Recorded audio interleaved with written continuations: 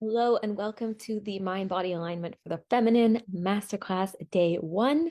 My name is Laurence and I'm so excited to have you here. I see some familiar faces, some new faces. So happy to have you and get started with this masterclass and workshop. So before we dive in, I want to give a little bit of an intro about who I am, if you don't know me, and how I got to where I am today. So I'm a holistic nutritionist, health coach, life coach, also hypnotherapist and NLP practitioner. And my journey started about 10 years ago when I experienced a traumatic breakup, which was really the catalyst to my health issues. I was struggling with PCOS, missing periods, cystic acne every single day, anxiety, depression, hair loss, fatigue, always bloating, issues with my cycle. And I took birth control for my acne. I tried so many diets and pills and supplements. I went to a billion doctors and specialists because I was just so distraught and I wanted some answers and relief. And all I really got was take this pill, you look fine, you look fit, your labs are fine. And there was really no real answer to my issues and not much improvement. This really led me to feeling defeated, like my body was broken, something was wrong with me. And there was a lot of shame around my body as well. It definitely took a toll on my self-esteem and my overall experience as a teenager and young adult. So eventually I stumbled across nutrition. My path led there. And though I thought it would be the answer, it definitely helped, but it wasn't the end all. Because what ended up happening was I became so obsessed with the nutrition and I went to nutrition school, but I actually fell into orthorexia and emotional eating and binge eating because I was so focused on the food and everything I couldn't eat and everything that I thought would trigger my symptoms. And so it was a really distressing place to be. And I just felt out of control around food. There was a lot of shame around this too, because as a nutritionist, I really felt bad that and I felt like an imposter that I couldn't get my shit together basically around food and my body. So during this time, I was jumping from fix to fix, even if it was still natural, like the diets, the supplements, the next protocol. I was chasing worthiness and a toxic relationship, never really kept a job for more than 2 years at a time. I felt restless. I didn't feel like I was really living my purpose. I felt anxious all the time. I had this anxious avoidant and sort of pattern going on in my relationship. Workaholism was an issue, lack of intimacy, fear of being seen, need of approval, toxic relationships, the binge eating, like I mentioned, and an unhealthy relationship with food and my body, avoiding everything like under the surface, and people pleasing. So I found supplement after supplement, thinking it would be the answer to fix my acne, my gut, my hormones, my anxiety, my life. And then I stumbled upon things like candida and I realized I had it. And then I had parasites and I thought, yay, this must be it. But then essentially this whole journey brought me to really diving into the foundations of health, learning about the things I'm going to talk about today, and really realizing that it was more than just the food or the supplements or even the exercise. And it was really about looking at how I was living, what was going on internally in terms of mindset and emotional home, like where was I living, and the choices that I was making in my life, like how I was living so far from what was truly in alignment for me. So I finally decided to let go of a past toxic relationship. I've been trying to make work for years. I booked a ticket home. I went to pursue, nutrition consulting and coaching. And I found this world of holistic healing and personal development. And this is what really brought me to doing the deeper work around shadow work and um, healthy relationship with food, processing my emotions, mindset, subconscious reprogramming, human design, inner child healing, feminine, masculine energetics, looking at the female body and how to live in sync with its rhythms, and all of this type of thing. I started my business about 6 years ago, manifested my first 100% remote job. And I've been working remotely for over 3 years now while building my online biz and just really coming back into alignment and back into balance internally. really, I've always felt like a rebel. Like there was something else that was possible. Like I was meant for more than just putting up with my health symptoms, or that I wasn't the sort of person who could have what I want, or that I had to wait to enjoy my life when I was retired. All of this did not feel right for me. And the conventional system hadn't given me any answers. I just was not really wanting to live like the sort of conventional lifestyle. And I think that my symptoms were the catalyst to waking up to that and bringing me to my spiritual awakening and all of this type of thing. So this is why I attract a lot of people who have gone through this sort of experience. It's not working for them. They want a different way. They want to feel more fulfilled in their lives. And they also want to obviously feel good in their bodies, but without doing the classic eat less, exercise more, quick fix, and all of that kind of thing. So if you resonate, you're in the right place. Today we are going to be, let me just share my screen before I get into what we're going to be doing. What we're going to be looking at inside this masterclass.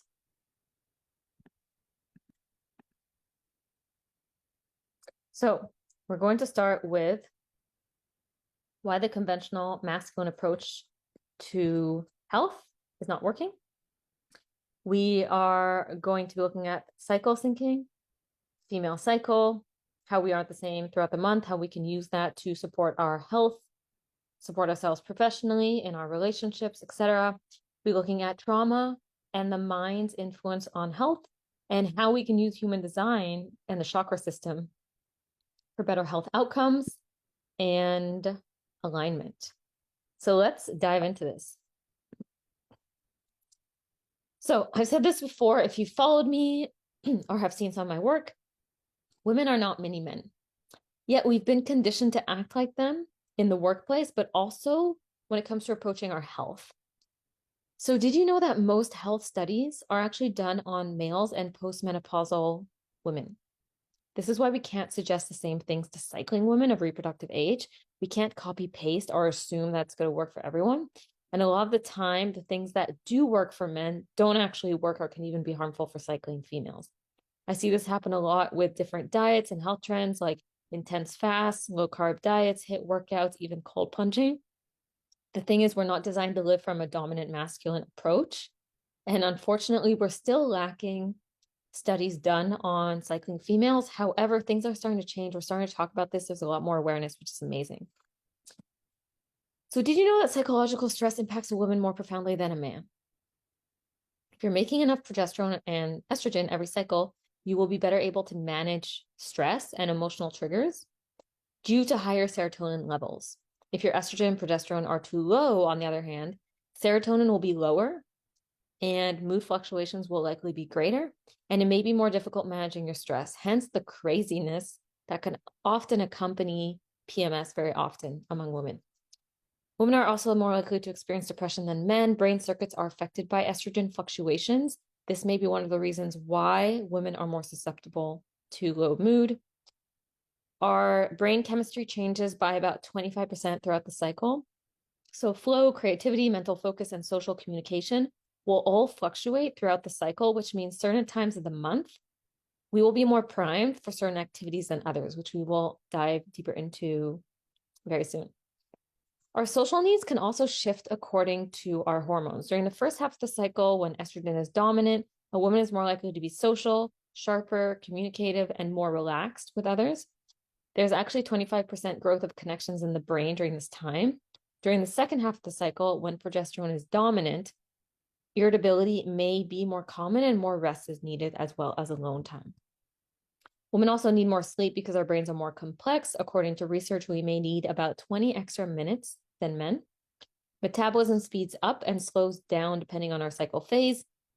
Appetite often increases and metabolism rises with progesterone after ovulation, which means you'll actually need to eat more. And resting cortisol levels will be higher in the second half of the cycle. Coupled with a faster metabolism, if you aren't reducing stressors, resting is needed, modifying your workouts, and eating enough. This can promote more hormonal imbalances, increase the risk of PMS, and even promote fat storage. Women are also more insulin sensitive in the first half of the cycle due to rising estrogen. So this means we better tolerate carbohydrate-rich foods and higher intensity workouts in the first half of the cycle. As you can see, our brains are wired and structured differently. We already knew that, but sometimes we need the science to confirm. The way we respond and feel will literally change biologically on a weekly basis. For me, I remember when I forced myself to fast beyond 11 a.m., I was going to nutrition school, I was working, there was a lot of stress, but I was trying to force myself to intermittent fast until past 11 a.m., because this is what I thought was right. This was what was being promoted. For a lot of men, this actually works really well. Like, a lot of men don't really feel the need to have breakfast. Usually they'll just have like 2 meals a day, and this can work great for them. But this actually can be really detrimental for females. Breakfast is actually really important. We do really want to blunt that cortisol and support our bodies with our blood sugar.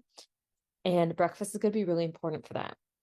It's actually been shown that cycling females and women with PCOS or hormonal imbalances do better with a bigger breakfast. Like, this improves reproductive outcomes, menstrual, even, insulin and reproductive outcomes and all of that, when they have a bigger breakfast versus skipping breakfast and eating heavier later. So the science is starting to show this as well, but it's really important that we really honor our bodies.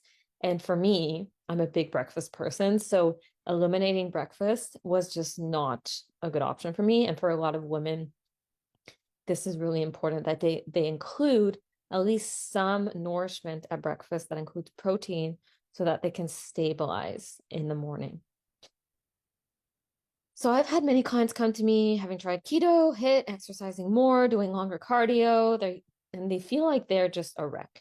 They can't understand why they're not losing the weight they're actually gaining, why they always feel tired and moody or PMSy, missing their cycle, losing their hair, breaking out. This is one of the reasons why they're not honoring their female bodies, listening to their intuition, their body. They're actually putting more stress on themselves. And cortisol, again, cortisol goes up. We're in a chronic stress state. Hormonal balance is not possible. So stress is so important. It's such a huge factor here. And this is where, if stress is constantly up, reproductive function, menstrual function, hormonal balance is all put on the back burner. So to their surprise, we actually end up doing less, and we actually take away a lot of the rules and focus on bringing their body back to balance, which often means slowing down, doing less, eating more, tapping into pleasure and relaxation, and just tuning into their body's needs. And the result a lot of the time ends up with, they get their period back without the PMS. They lose weight more easily. They clear their skin. They feel more balanced and happy. They feel more energized naturally. They actually look forward to their day because they're actually feeling good and clear and not constantly thinking about their symptoms or having to track everything or be so restrictive and deprive themselves. Like, there's none of that is needed. So the female body needs to feel safe to be able to prioritize reproductive function. This is what I'm going to hone in on and emphasize over and over again, but this is so essential, and that requires bringing cortisol down. So let's look at each phase a little bit deeper. So the follicular phase is when all hormones are low and they start to increase. During your follicular phase, your metabolism is slower and resting cortisol is lower. This means you can get away with eating less. And it's really the only time that I believe is okay for detoxing and more restriction. And this is also where more high intensity workouts can also be a good time, though you do want to gradually ease into it. Things like cardio, dance, hiking, running, biking are all great. Increased insulin sensitivity during this time due to rising estrogen can support fat burning, muscle gain, along with an increase in pain tolerance, which can explain this capability.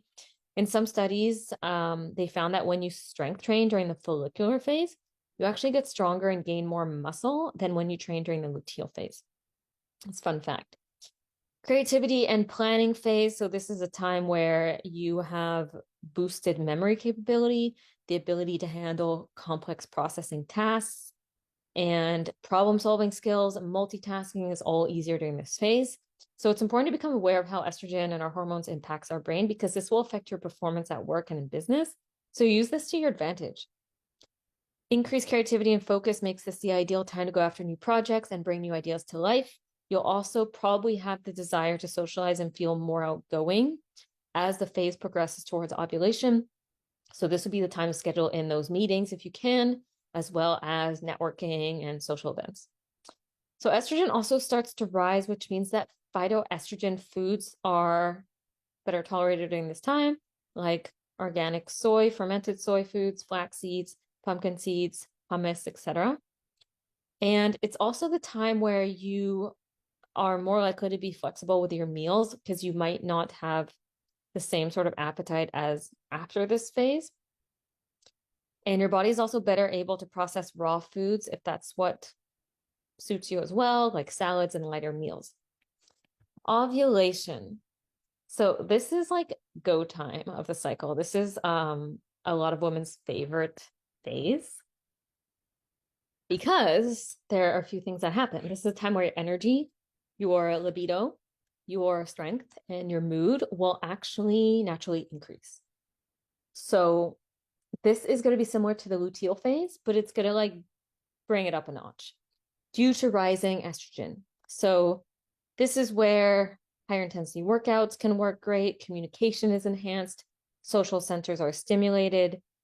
We are also going to want to look at supporting the removal of excess estrogen because it's starting to peak here.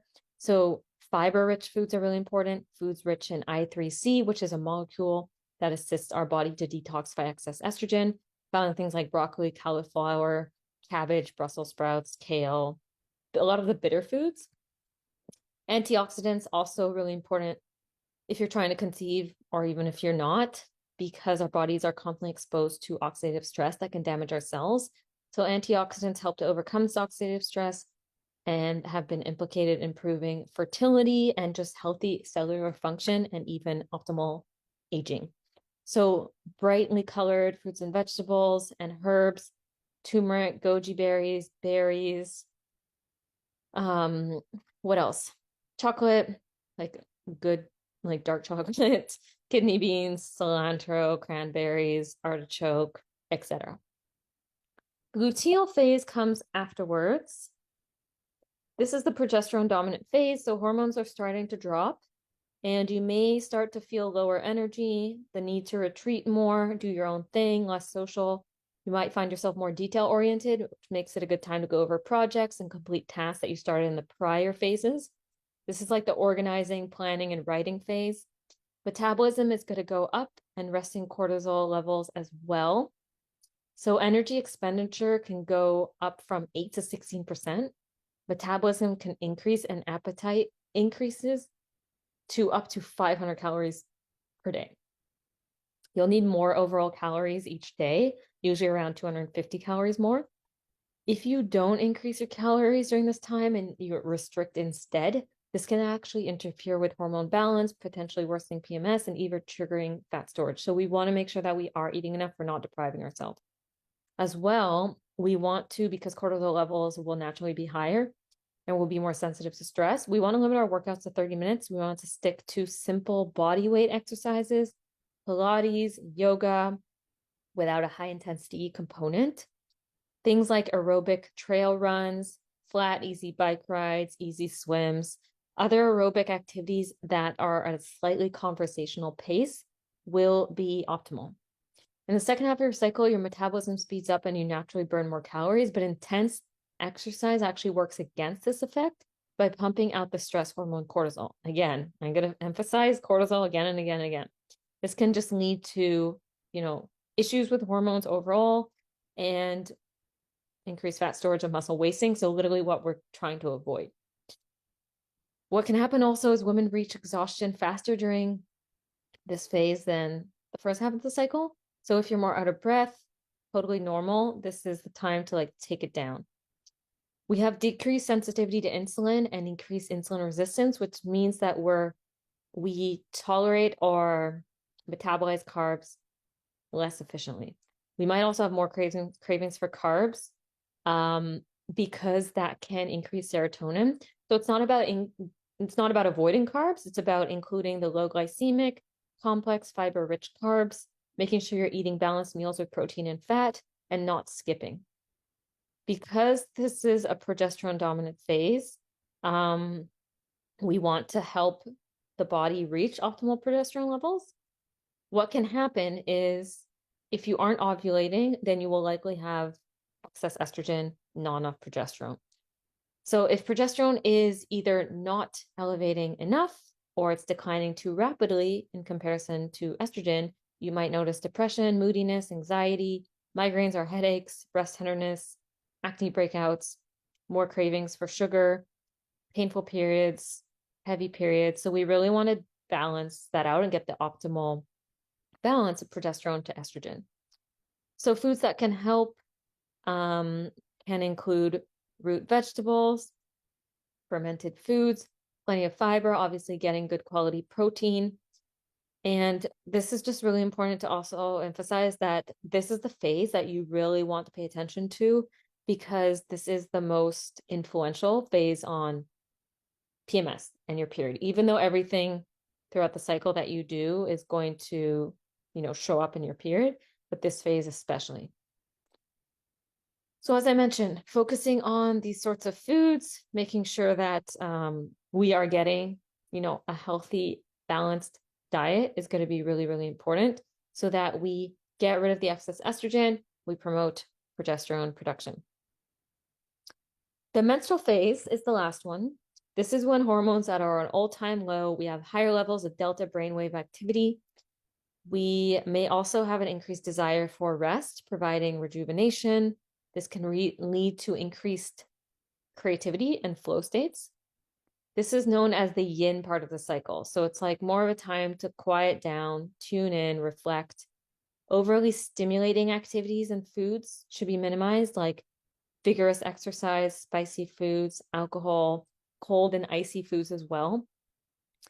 As I mentioned, carbs can help to boost serotonin, which may be why you might have increased cravings for those at this time.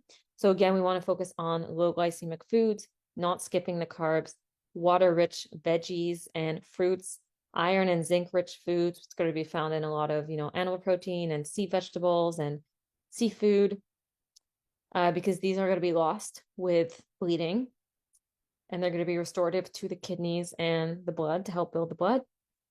B vitamin-rich foods as well as omega-3 fats to help reduce PMS. So things like fatty fish, walnuts, chia seeds, flax, these are all going to be really anti-inflammatory and help reduce PMS. We want to focus on warm foods, avoiding cold, icy, raw foods. Too much cold can actually promote stagnation in the body, resulting in cramps and inflammation, according to traditional Chinese medicine. It really emphasizes keeping the womb warm. So we really want to focus on nourishment, warming foods, soups, stews, cooked foods, and avoiding things like cold plunging and things like that. We really want to focus on staying warm. So cycle syncing is about reducing stress. It's about attunement. It's not about adding more stress or perfection. If you're not eating 100% in alignment with your cycle, that's fine. It's nothing to worry about. In general, you are reducing your stress and you're supporting your body. You want to listen to your body's cues and needs throughout all the phases. You don't just want to look at this as like, okay, I have to do this at this phase. Maybe sometimes you're going to have to take it down. If you're recovering from burnout or you've been under a lot of stress, maybe the HIIT workouts are something you need to come back to later on. So again, this is a guideline, but again, you want to focus on how am I feeling? What is my body telling me? Prioritizing a variety of nutrient-dense foods. So even if you can't follow the exact list for each phase, if you're eating a healthy, balanced diet, that's what we want to focus on. Adjustments might be needed. You want to embrace flexibility, honor your body's needs. You can plan ahead and schedule your phase into your calendar and set reminders on what you can adjust if you can. But if you can't find what you're looking for, you can't control your work or your business to align perfectly or your social life, do not stress. That's literally the whole point of this. And yeah, just have fun with it. Experiment, see what you can start to implement, and it will become more second nature, and you will start to become more in tune with where you're at and what feels good and what doesn't. So let me know in the chat if you have experimented with cycle syncing. What's the biggest benefit you've noticed so far? This is, of course, a learning process. The awareness is going to be the first step, and this is something I dive into inside of my course, PCOS Breakthrough, and my program, Fem Harmony, but there's also a deconditioning process that needs to happen. So this brings me to the feminine masculine energetics. So feminine energy isn't gender specific. We all have the feminine and the masculine energies within us. So both males and females have both, but typically they'll be in opposite balance. Typically, most women will have 80% feminine energy, 20% masculine. That's kind of like in the optimal balance for them. And men, it will be the opposite, 20% feminine, 80% masculine. So your mom or mother figure or caretaker is the definition or symbol of what feminine means to you. And your dad or father figure or caretaker is definition or symbol of what masculine means to you. So what can happen is we can operate from, it's called the wounded feminine, where we are sort of rejecting our feminine nature. We are prioritizing the masculine. This can create an imbalance. So this can look like you feel like you have to show up every single day. You feel guilty for taking time off. You're trying to be superwoman, doing everything for others and ignoring your own needs. You derive your sense of self-worth from doing and achieving. You push through and neglect your own self-care. You're lacking pleasure and creativity in your life. You're disconnected from your body and your intuition. You have trouble feeling your feelings or expressing them, so you suppress them instead. You're fearful of doing nothing. You never have any white space. Maybe you're terrified of being bored and having nothing to do, so you avoid that at all costs. You have this need to be in control, like deciding everything, being in control in relationships, in your life, like needing to control all of it. You have trouble maintaining healthy friendships with other women. You have a hard time saying no. You operate from rigidity and have trouble allowing change and lack of flexibility. You might have a hard time even knowing like what you want, what brings you pleasure, tapping into that. You hold deep mistrust and anger at the masculine. You experience physical symptoms like reproductive and hormonal issues. So let me know in the chat, do you relate to any of these? I mean, pretty much every woman in the 21st century, right? Like you are not alone here. Like we've all been there. We're all there at certain times. Yeah, I can see there's a lot of relating. Yeah, you're not alone. So what has shifted in the 21st century is women have more rights, but they're also taking on more than ever before. This wasn't an issue before women entered the workforce, when women had more community, they had the support, they leaned on their partners and other women in the tribe, quote unquote, or their community. But now women are still birthing babies, they're raising families, they're often cooking, cleaning, and add onto that a career, plus the unrealistic expectations perpetuated by social media, magazines, movies, etc. Often they're out there without any support, or very not much support at all. So in today's day and age, most women are now spending the day in a job that's primarily masculine energy. So it's focused on output. And then we're adding more masculine energy when we get home with things like intense exercise, cleaning, working more. Maybe it's you're working on your business or a side hustle or whatever it is. What also tends to happen is they're wrecking their hormones and depleting their oxytocin, which we'll talk about, by following the masculine dominant approaches to health that we mentioned at the beginning. There's no space during their day to chill out, wind down, fill up their cup, tap into their feminine, which we're going to talk about. It's usually maybe looking like Netflix or scrolling on the phone to numb out, but this doesn't actually reduce our stress levels in a woman. This actually depletes hormones even more, raises cortisol, tanks melatonin, depletes progesterone, messes up our circadian rhythm. What's more, though, the feminist movement has brought along a lot of good changes. Where it has become toxic is promoting the idea that women are the same as men, that they can do it all, that we don't need no man, and that the masculine is the problem. Side note here, this doesn't mean that you need to have a man or not be independent. That's not the conversation at all. It's not about going back to the way things were. Many women feel very fulfilled in their careers. They want to have careers. Some want to have careers and family. And I believe that you can absolutely have both. It's about finding a way to nurture ourselves while pursuing what we want. And that will require following certain seasons and doing things differently from men and allowing ourselves to do things differently, while also allowing the masculine in our relationships, in our business, in our lives, etc., to support us. So we need to be able to receive and lean on support, as well as surrender into seasons of lessened output. Women are trying to meet unrealistic expectations that are promoted in our society, like I mentioned, only made worse by social media, filters, AI, etc. So when they're trying to be the perfect wife, girlfriend, mother, businesswoman, partner, employee, etc., while adhering to impossible beauty standards that are perpetuated by the filters and the cosmetic surgery and all the things, it's effing exhausting, right? We're working against our design physically, mentally, and emotionally. And it's unrealistic to expect women to do everything our past generations did, plus have a career and expect our bodies to just cooperate without any form of support. It's also unrealistic to expect our partners to compensate for the additional burdens that women face and become the sole solution to the problem or the only support system. They can't take it all on either.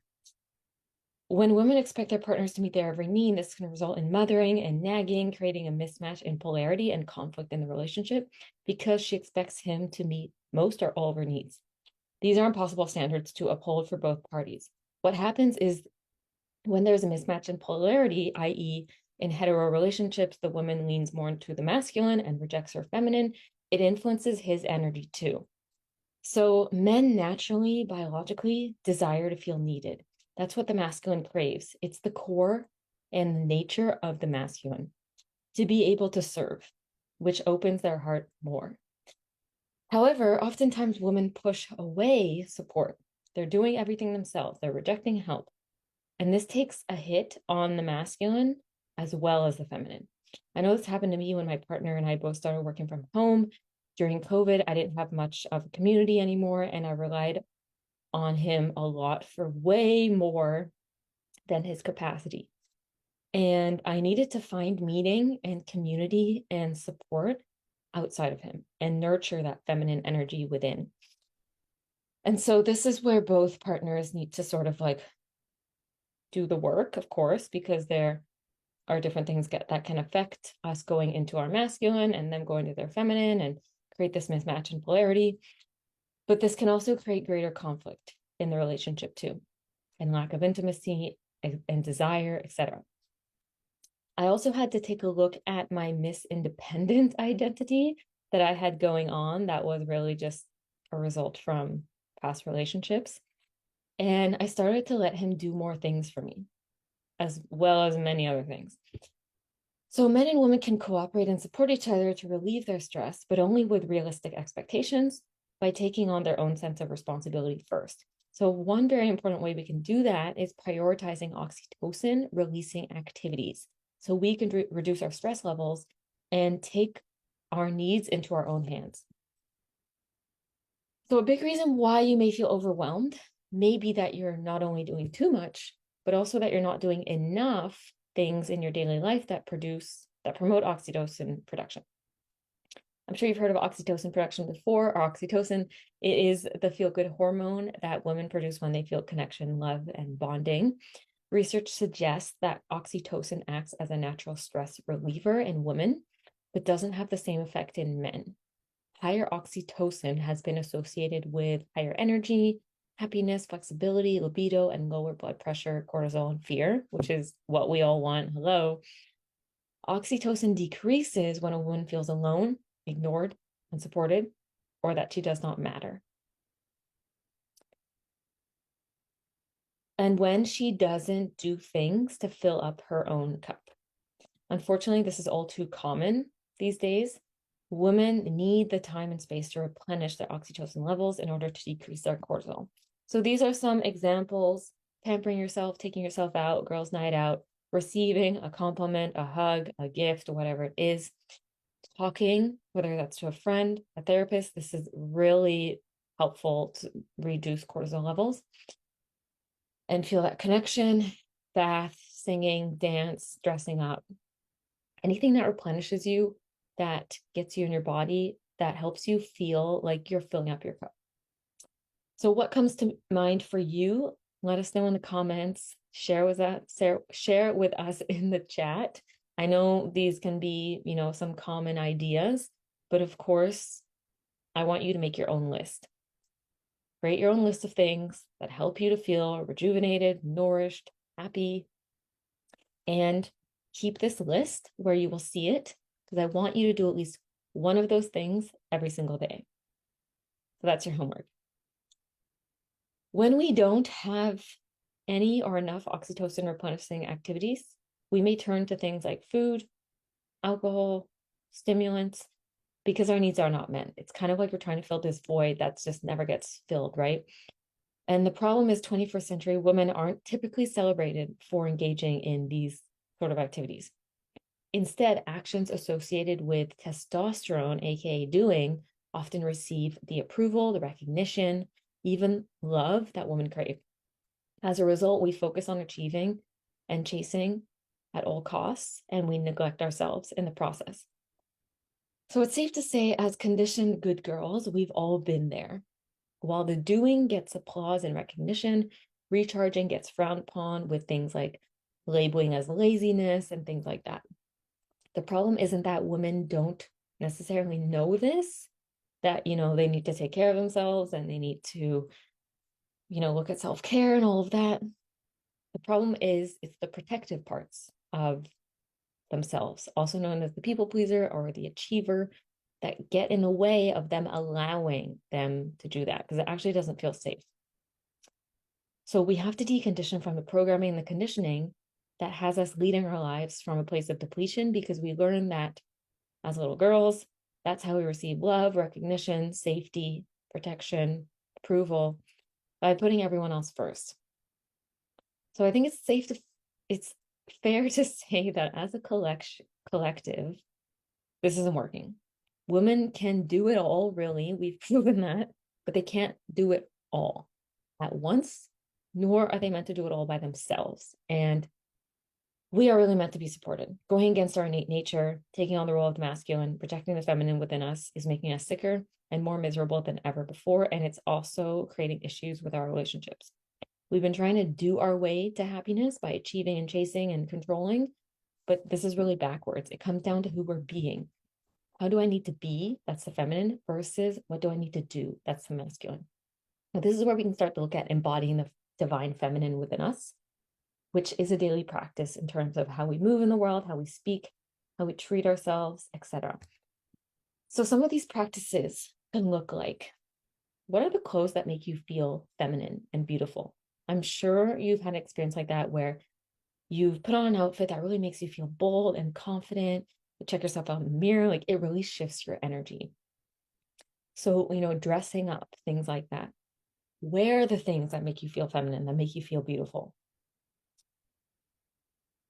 Next thing is, what words, images, feelings, or actions make you feel empowered? So we can also shift our state with the words that we are thinking, with, what we're saying. So when it comes to the words, images, feelings, or actions that make you feel empowered, think them, feel them, say them, do them. Start to take your power back. Really show up as that empowered version of yourself, because it shifts your state. That shifts what you do, how you act, what you receive. It just feeds back into it, right? So this is really about the inner environment, because this is a huge part of how we feel, how we express ourselves, how magnetic we are, etc. How can you receive support in your life and be taken care of? Ask for it. That's one part, because a lot of the time we can assume, oh, they should know what I need. They should know what I want. Then we get resentful because they're not responding or they're not giving us exactly what we want. So be bold and ask for it and receive it. We're going to talk more about this part. What brings you pleasure? So following your bliss. This is really about tapping into what brings me joy? What brings me pleasure? And allowing yourself to partake into that. Use your senses. Touch the earth, walk barefoot, physical intimacy, touch, savor delicious food, really taste it. Listen to music that gives you chills, really getting into the senses, because this is helping with the embodiment. Getting in your body, so that can look like movement, dance, yoga, walking, Pilates, stretching, whatever feels good, let your body guide you. This is activating that intuition. So which category do you feel the most drawn to? And how will you experiment with this? Of course, there are so many things that we can do here. There's lots of many ideas. Which one really stands out to you? I want you to explore that. So we talked about receiving. This is a big part of the feminine. How open are you to receiving? The feminine is all about receiving. Are you actually open, though, to receiving what you want, or just the idea of it? Most of us don't even fathom that what we want is possible. We have dreams and desires growing up, but then we're told to be realistic or, grow up or whatever it is. So we squash them down and we focus on being realistic and not being too needy, etc. We adopt beliefs that decide what we're worthy of and what we're not worthy of, and all of these conditions that we have to meet in order to be good enough. We have all of these stories about receiving more of anything. We have this guilt that's been programmed into us if we have too much of a good thing or whatever it is. And this can actually repel what we want. We become the victims of our perceptions, believing that we aren't actually worthy to have what we want, when really we've decided that we can't. But this is coming from programming and conditioning. So according to universal laws, you have free will. So if you think you can or you think you can't, you're right. And so tomorrow we're going to look more about the mindset and the subconscious. But the universe can't override what you believe is true. So when you say or think that there are no good men out there, the universe answers, you're right. When you say money is hard to make or wealthy people only make money, not people like me, the universe says, you're right. It's being mirrored back. When you say that's because of your genes or it's always been this way, like nothing can change, nothing works for you, the universe says you're right. This is why you must look at our beliefs and our identities that are playing out. Are they actually a match to what we desire and who we want to be? Are we pushing away what is trying to come to us? One thing that we can reflect on is, what if it came in right now? What would come up for you? Would you be able to receive it, manage it, hold it? Are you open to it coming in? So an important reflection is to reflect on, how do you react to receiving? Because this will reveal your subconscious sort of openness to receiving. So what this could look like is a compliment, a gift, money, somebody offering to fix something for you, a vacation. How easy is it for you to receive? Oftentimes this might be met with like, oh, you shouldn't have. Someone else deserves it more. I don't deserve it. I can't accept this. This is too much. I have to earn this. And we don't even realize it. And it's important to notice that giving requires receiving, receiving requires giving. So it's a constant renewal of energy, right? And so it's important to also notice, when you're on the giving end, how does it feel for you when someone doesn't want to receive? It's kind of awkward. It's kind of uncomfortable, right? So it's the same thing. Like when you are not open to receiving, when you push it away, it doesn't allow you to receive more. It's saying like, I don't want this. But this is coming from the scarcity thinking, right? So imagine you're saying this to the universe. This is what your energy is putting out into the quantum field. So I really want you to pay attention to, how are you receiving in your life now? And this could be with anything. This is not just money, right? So let me know in the chat, how open to receiving would you say you are right now on a scale of 1 to 10? 10 being open sesame, wide open, like super easy for me to receive. 1 being it's pretty difficult. One of the things that I want to bring up is, where we can go wrong is thinking that bigger is better. Like, for instance, a lot of money mindset coaches or manifestation coaches can talk about, oh, I saw a penny on the ground, I was so grateful for it. And your reaction might be like, why would I celebrate a penny? The thing is, everything is energy, right? And so we want to celebrate the things that we're receiving now, even if it's small compared to our huge goal in the future, right? Because if you can't receive the little things, it will be harder to receive the big things. You practice receiving the things that don't seem amazing, it's a muscle that you build. It's like gratitude, right? The more that you focus on it, the more that you will find things to be grateful for, the more things will come to you because you're open. We're going to talk more about this tomorrow, but you're also training your brain to look for, what am I receiving? Start to expect that, and we start to attract more of that. So if something is not coming into your field, it's not that it's unavailable to you. It's not that it doesn't exist. It doesn't mean that it's not possible. It just means you're unavailable to it. And so we're going to talk more about this tomorrow, but this is where we get to take our power back by becoming more open to receive. As mentioned, there is a reconditioning process for us to be able to lean into the feminine, to trust, to surrender, to go with the flow, and to receive. So if it feels hard, you're not alone. We weren't taught any of this at all. And when we talk about this kind of thing, a lot of the time our brain goes to, but how? That sounds nice, but how? How do I surrender? How do I receive? How do I trust? How do I flow? And so this is the masculine again. When we're in the mind, we need like step by step, and the feminine is illogical. It's in the body, it's in that surrender energy that is beyond the logical thinking mind. And we're going to do a practice tomorrow that's going to help you tap into this.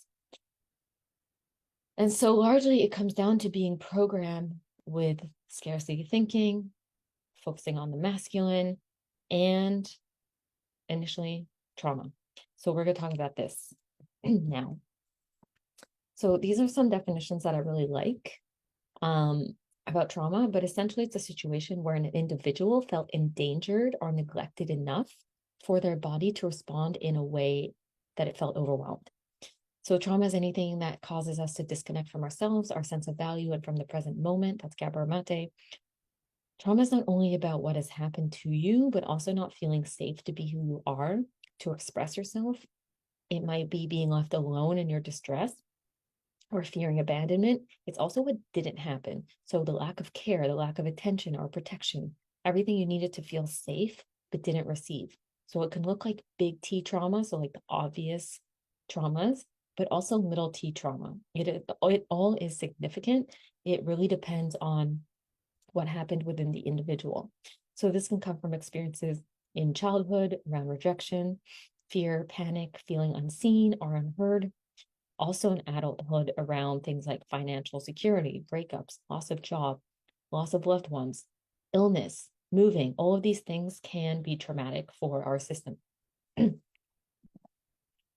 So the mind, trauma, and health, what we're going to talk about a little bit here, how these influence each other. So only 7 to 8% of what happens to us is based on our genes. 95% of the population were born with healthy, non-defective genes. Only about 5% of the population has a defect in their genes. So it's less about our genes and more about the factors that influence which genes turn on. So this is what's called epigenetics. So the science of epigenetics demonstrates that trauma creates biological change, which can last for generations and be passed down. It can affect our DNA, our stress response, and our hormones, our nervous system, and our immune systems. So we now know that trauma does influence how our cells express themselves, but also what is going on inside of our subconscious mind, because there is always a mental aspect of dis-ease and disharmony within. And so the mind can actually contribute to both the cause and healing of whatever ails you. So dis-ease or disharmony in the body is recognized as an imbalance or blockage in the flow of energy caused by poor habits, but also stress, negative beliefs, and emotions. Because we're not just physical beings, we're also energetic beings. We cannot overlook the impact that emotional trauma, but also the mental programming that we have has on our health and on our lives. However, most of the time we do, but it's great to see that there's more research and more literature and evidence and talk around all of this, because this is what's under the surface. And so today I want to dive into 2 tools or modalities that I have been diving into over the years and utilizing for myself and clients that can sort of depict this on a whole other level, and that can also support you with your health. And so these do look at the energetic components of health, but also so much more. So the first one is the chakra system. So it's a concept rooted in ancient Indian traditions, and it refers to a complex network of energy centers within the human body. These energy centers are believed to be crucial for maintaining physical, mental, and spiritual well-being. So the human body is thought to contain 7 main chakras, as you can see on the image, and they're each associated with a specific area of the body and certain aspects of our consciousness. So these chakras are aligned along the spine from the base to the crown of the head, and they're believed to be interconnected by a flow of energy known as prana, our life force. So we're going to start at the root at the bottom here. So the root chakra is located at the base of the spine. It's associated with our sense of stability, security, and survival instincts. So it's basically all about our right to be here and our right to have. So this goes back to the receiving piece, right? It's associated with the immune system, blood, legs, base of spine, and pubic bone. So when you're feeling insecure or unsafe in the world or fearful about the future, this can show up as problems in our root chakra and even show up as like reproductive problems. This can stifle our creativity. And if this is imbalanced, you're likely feeling a lack of safety. As emphasized before, this is foundational for women's health. It's all coming down to our core need is safety. And so the body needs to feel safe. So when blocked or imbalanced, this can show up as anxiety, lack of independence, addiction, restlessness, feeling incapable, disconnected from the physical body, fatigue, lower back pain, constipation, obesity, arthritis, immune disorders, cold and flu, like getting sick a lot, cancers, depression. The root, of course, will impact all of the other ones. It's like a domino effect. So it really starts here. When balance, this can show up as groundedness, stability, independence, energy, vitality, strength, feeling comfortable in your body, feeling connected to your body and to the world, and with people, feeling like a sense of belonging. The next one is the sacral chakra. This is in the lower abdomen. This chakra is linked to our self-identity, creativity, sexuality, and emotions, and your ability to experience pleasure. It's how you experience yourself in relation to others, and it's associated with the reproductive system, bladder, kidneys, pelvis, and ovaries. So when blocked or imbalanced, it can show up as emotionally unbalanced, either overly sensitive or completely numb, control issues, frigidity, low libido, low energy, spleen and kidney issues, hormonal imbalances, fertility issues. When it's in alignment, this can look like we can surrender, we can trust. There's like this seduction energy, attraction, connection, magnetism, emotional stability. There's an openness, excited about life. It's easy to give and receive love. When you have an aligned sacral, you're living life to the fullest, you're going after your dreams, you have a healthy self-expression, and you have a desire for connection and a healthy sexual appetite. So when it comes to reproduction, it's our most creative process. It's how we expand and extend our inner selves into our environment. So problems with your reproductive system show that your first and second chakra are out of balance. These two are most commonly blocked and will impact all of the other ones, right? It's again like that domino effect. The solar plexus as well, it's situated in the upper abdomen. It's connected to personal power, confidence, self-esteem, self-worth. It impacts the entire digestive system, which also impacts all hormones. So these three are usually like the 3 core ones that we need to look at in order to get the other ones in balance.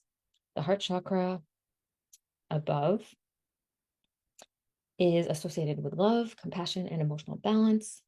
The throat chakra is located, of course, the throat, linked to communication, self-expression, and the ability to speak one's truth, like authenticity. So this can be where we can have like thyroid issues show up, and this is very often an issue among women, and oftentimes it is tied in with that energetic component of being able to speak our truth and express ourselves, etc. The third eye is between the eyebrows. It's associated with intuition, insight, and spiritual awareness. So now we're getting closer to the head, so that's more of the spiritual connection. And the crown is located at the top of the head. It's linked to spiritual connection, higher consciousness, and enlightenment. So as you can see, it's kind of like the lower ones. We need to get those into balance so that we can reach the higher ones. And so practices like meditation, yoga, Kundalini yoga, breath work, energy healing are commonly employed to enhance the flow of energy through the chakras and maintain a healthy balance. Though it's, of course, important to address the root of the imbalance, which will be multifactorial, looking at mental, emotional, physical, and spiritual level. So which area, when you sort of hear about these, which area do you think needs most of your attention right now?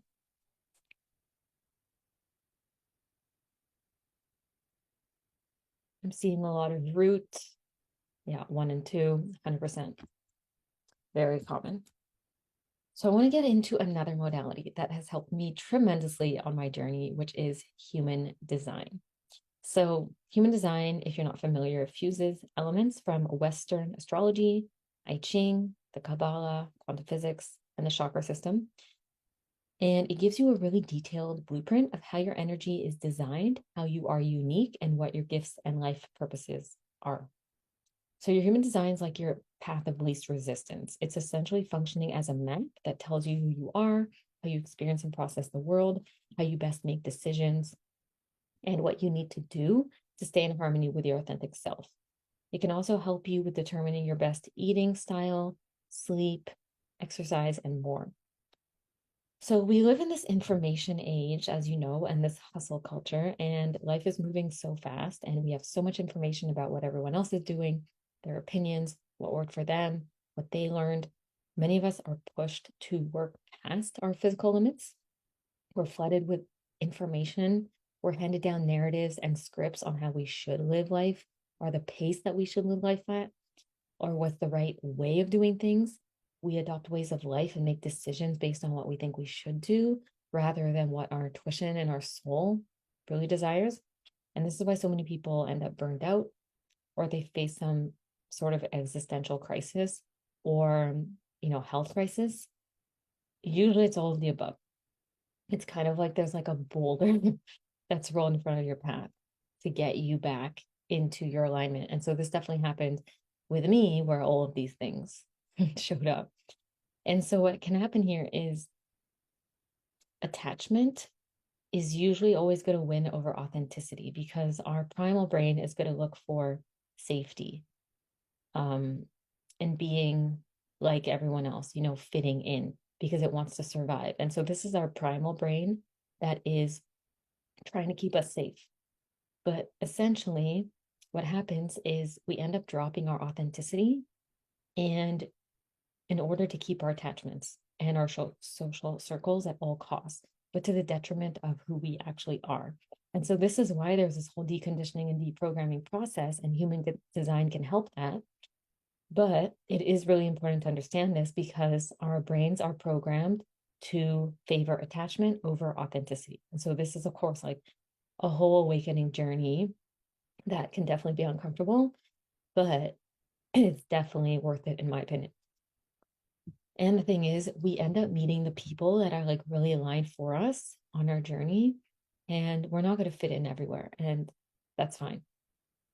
So this is literally what led me to human design, to be honest. The noise around us often causes us to become so disconnected from ourselves. So human design is a tool that can help us cut back through all the noise, connect back to our truth, our flow, discern what's meaningful and right for us. It can help to also give us that permission we often seek to do things our way and to trust our intuition. So this is how I found it when I was going through binge eating, and I'm a generator. So I discovered that I'm really about going with my gut to make decisions. And it's important to me to avoid restrictions and planning ahead and like putting myself into a box. And that's what I was doing. And I also need consistent energy. So usually the generator needs consistent food because we have a lot of energy. And so I was fighting all of this. So naturally my body rebelled. Once I started to sort of tune into this and experiment with this and lean into more of that gut response, I actually found that enjoying my food is really important. And the restriction and the food rules were completely taking that away, because I was constantly shooting on myself versus giving myself what I actually wanted. So I'm going to go into briefly each type. If you know your type, let us know in the chat. Otherwise, I will let you know how you can find out. but the first type is generators. So the life theme is satisfaction. So this is like the sign that they are living in alignment.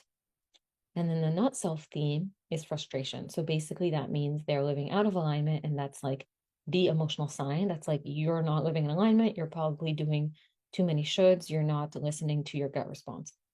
And so this is what's can show up for each type. We have a life theme and a not self theme.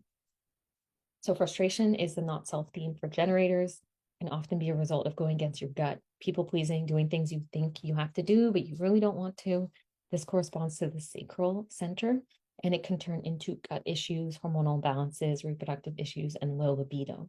So this is where going against our design can show up in our physical body. So the sacral is designed to wear out at the end of the day. Most generators try to get their second wind and miss the signs that their sacral needs to rest and regenerate. So if you're a generator and you have a hard time falling asleep or sleeping well, it may be that you need more physical exercise to wear out your sacral. So this can really look like, you know, this feeling of good exhaustion, like this deep satisfaction of like hitting the pillow and you're tired, but you've worn out your sacral, your energy in the right way. So if you have issues with food or your gut, you might be forcing the shoulds or not honoring your gut response and what you actually want in life. And so what you can do is you can put your hands over your belly and start to just sort of like ask your gut yes or no questions. Or, you know, ask questions like this or that, and also tune into your sort of guttural response, because it will either be a uh-huh or uh-uh. And you can definitely feel that. And it's really important to practice it. Definitely recommend practicing with like small decisions where there's not like the stakes are really high, like what movie you want to watch or what food you want to eat. Because then you become more accustomed with what a yes and a no feels like. That's your intuition. And you can start to make it with all areas of your life, make decisions that way. So it's literally your compass. So manifestors, the life theme is peace. Not self is anger.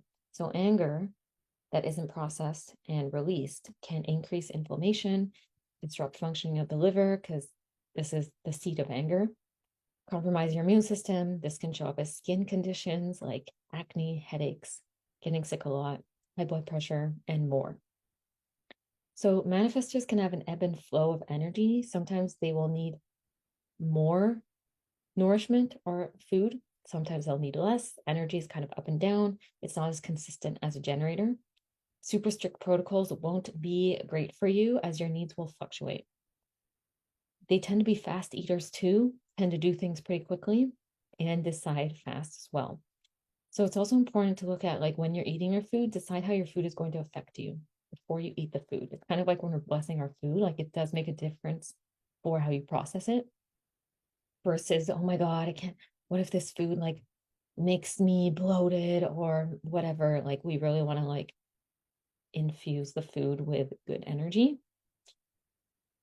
If you have an open sacral, you are prone to taking in what other people desire. So this is common with manifestors and other types that are non-sacral. Taking in what other people desire. So you want to watch for how you're influenced by others. Maybe that's actually not what you want, but everyone else is saying they want it.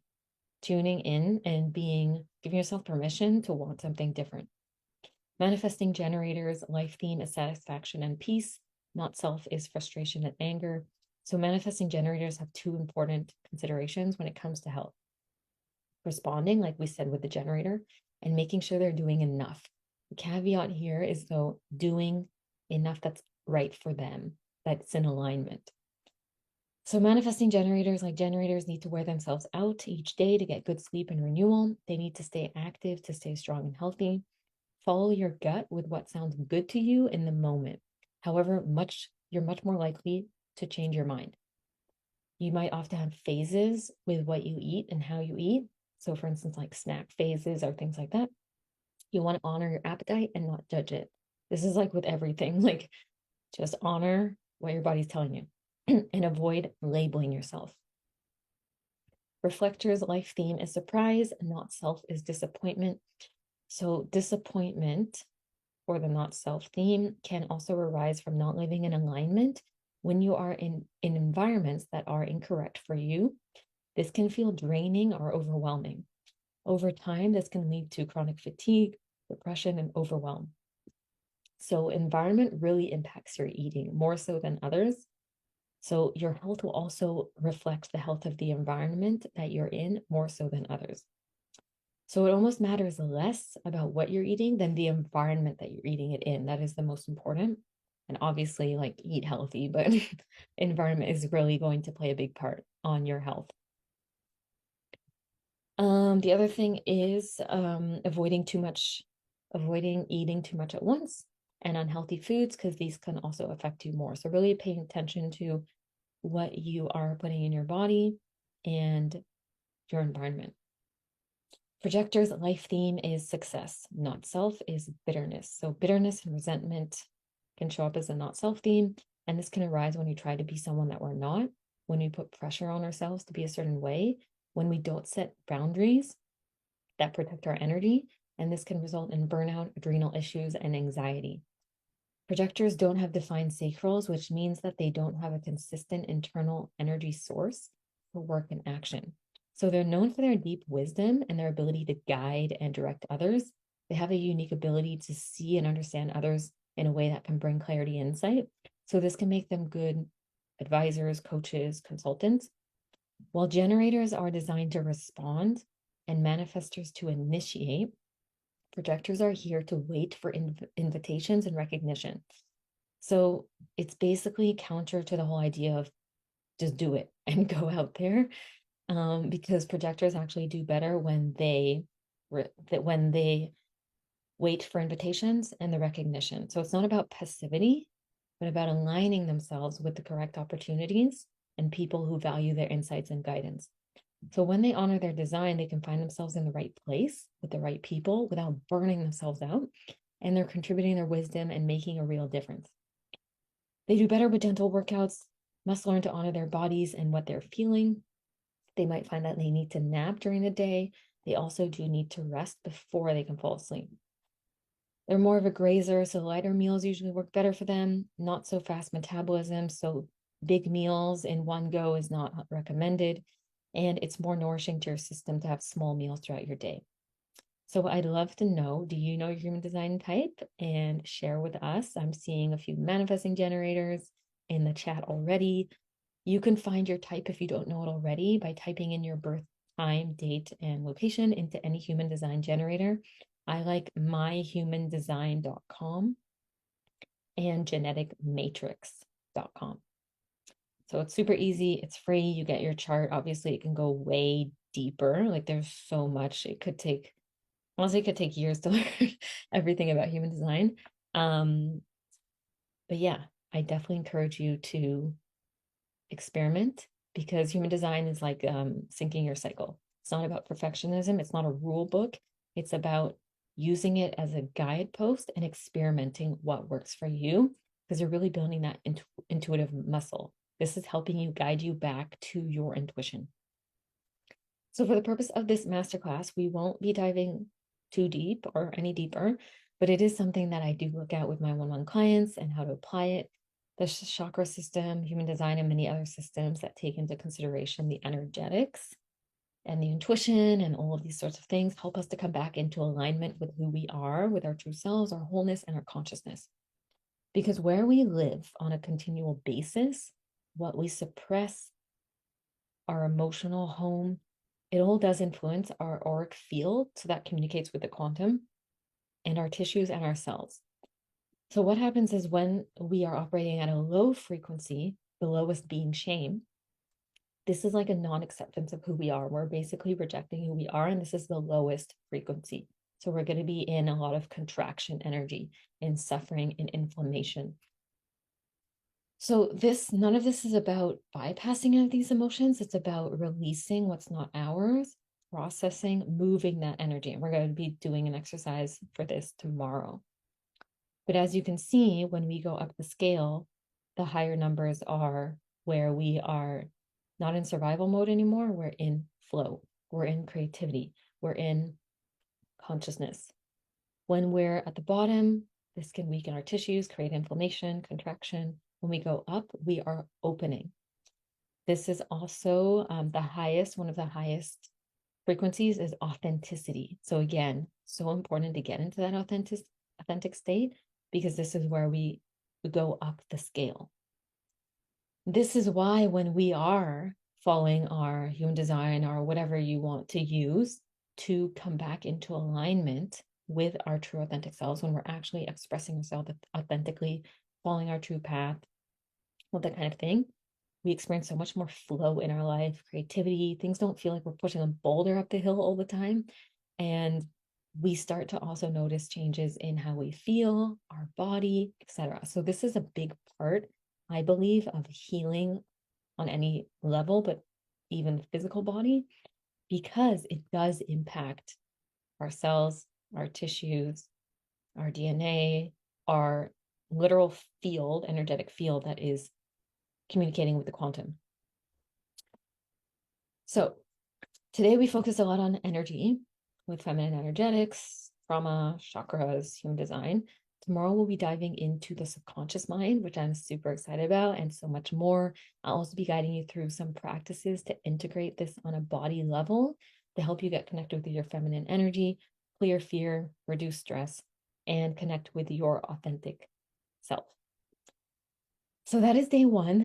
So thank you so much for being here. I appreciate each and every one of you. I'm super excited for day two, and I can't wait to see you there.